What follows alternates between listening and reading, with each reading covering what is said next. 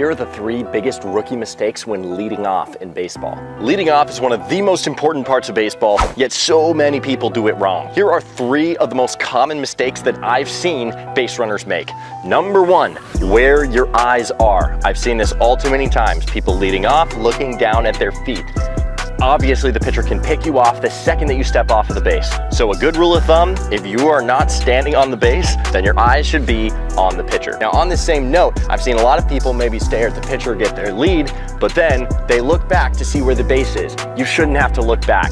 You should be so familiar with your lead length that you don't have to look back at the base. You know exactly the distance that you are. There should be no peeking back to the base. You should already know. Number 2, we got the clicking of heels. Now, many of you, when you are taking your lead, you click your heels, or even worse, we cross over as we're getting our lead. Now, the problem with clicking our heels or crossing over is that for a split second, you are losing your athleticism entirely. If you are in the middle of clicking your heels, in that split second moment, you have no control over which direction you're moving. However, if you keep both feet on the ground and you move more in this fashion, you are able to easily get back to the base or just take another step. So stay wide with your base. Don't click your heels. Number 3, starting sideways. Now here's what I mean.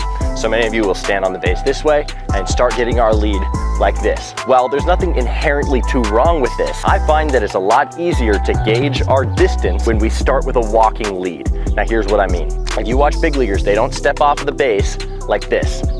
None of them do it that way. They will either start with their left or their right foot coming off the base. It will look something like this. By starting with a walking lead, we're able to easily get a feel for how far away we are from the base without having to look back. If the pitcher has a good pickoff move, maybe I'm doing my walking lead and then 1 step, like this.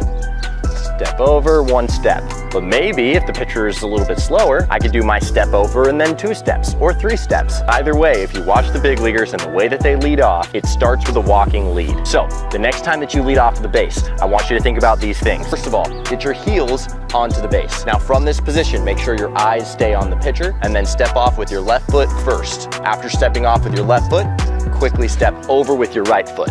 Now from that position, you can adjust based on your speed, based on the pitcher. But that right there is the bare bones basics of getting a lead.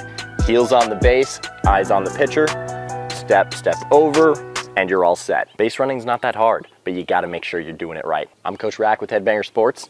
We'll see you guys next week.